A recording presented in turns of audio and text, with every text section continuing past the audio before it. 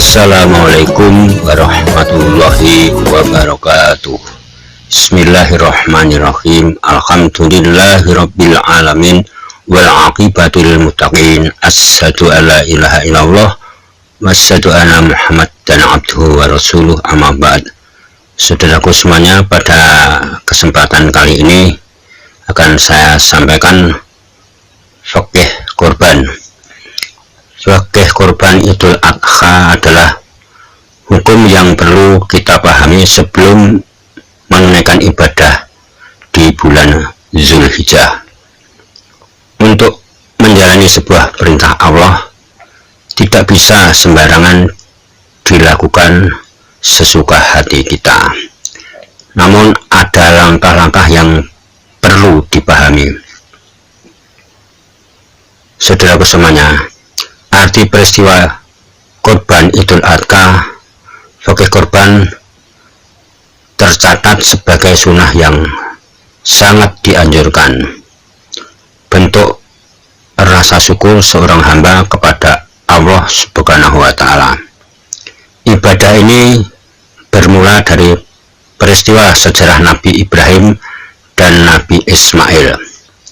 Allah menguji ketaatan Nabi Ibrahim dengan mengorbankan hal yang paling berharga baginya, yaitu Nabi Ismail. Setelah menunggu puluhan tahun lamanya untuk memiliki seorang anak, Nabi Ibrahim menghadapi rasa dilema yang sangat besar ketika diperintahkan Allah untuk berkorban, yaitu menyembelih anaknya.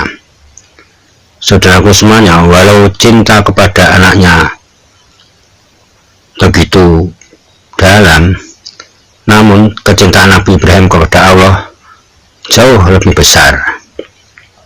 Oleh sebab itu, beliau mengikhlaskan Nabi Ismail untuk menunaikan apa yang telah Allah perintahkan.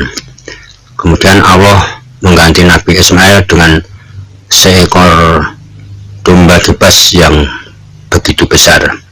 Rasa pengorbanan serta rasa syukur atas kehidupan tertuang dalam ibadah kurban, bentuk penyerahan diri serta pengabdian kepada Yang Maha Kuasa. Dalam surat Al-Hajj ayat 34, Allah Subhanahu wa Ta'ala berfirman, "Dan bagi setiap umat telah kami syariatkan penyembelihan kurban agar mereka menyebut nama Allah atas rezeki yang dikaruniakan Allah kepada mereka berupa hewan ternak. Maka Tuhanmu ialah Tuhan yang Maha Esa.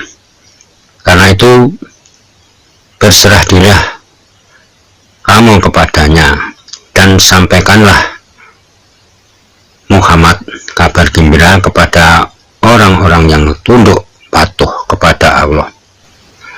Yang selanjutnya yaitu fikih kurban Idul Adha.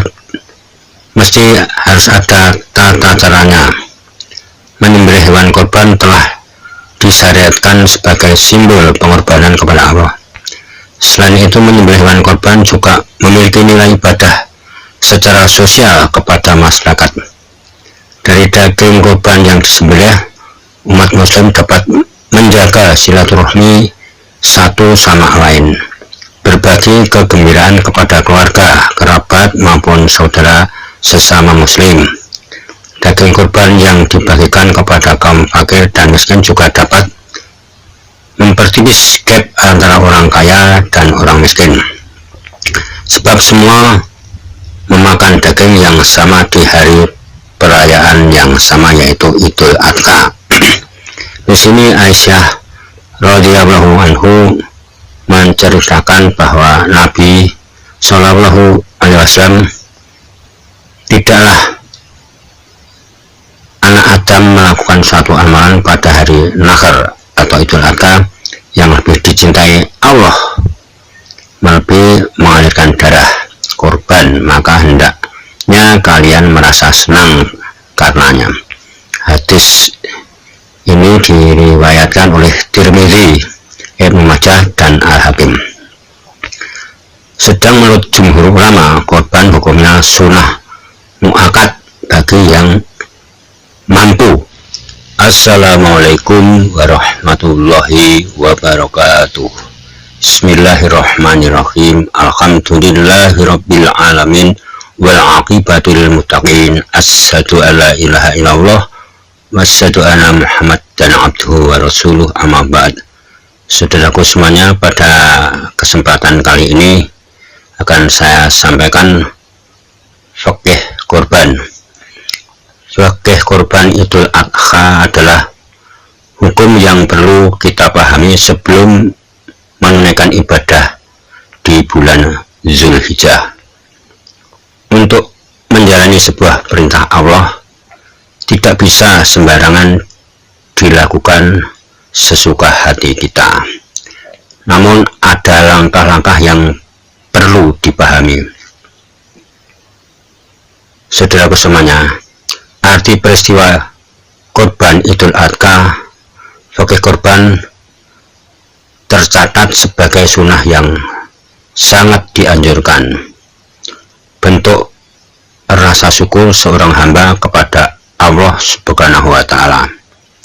Ibadah ini bermula dari peristiwa sejarah Nabi Ibrahim dan Nabi Ismail.